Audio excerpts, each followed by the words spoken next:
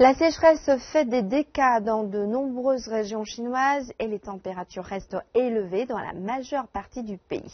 L'eau vient à manquer et le secteur agricole est fortement touché dans certaines provinces. Reportage.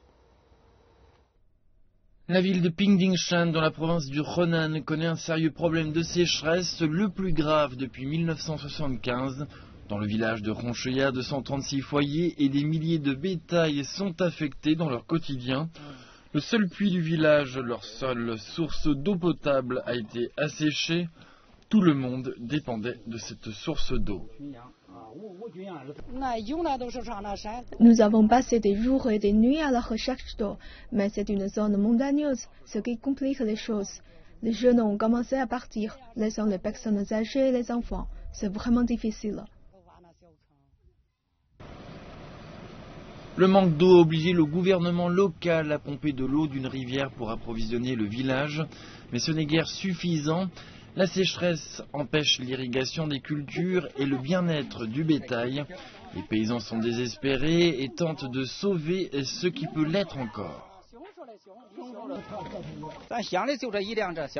Il n'y a qu'un seul camion de pompiers dans le district. Ce n'est guère suffisant. Nous avons donc loué ce véhicule arroseur à une compagnie locale afin de procurer de l'eau au village. Il peut transporter 2 tonnes d'eau à chaque fois. Et nous en transportons plusieurs fois par jour. Pour les autres parties de la province, même si les problèmes sont moins graves, il y a tout de même des désagréments. D'après les médias locaux, un seul puits dispose encore d'eau à Xingyao et les villageois ont tiré au sort pour savoir qui pourrait l'utiliser.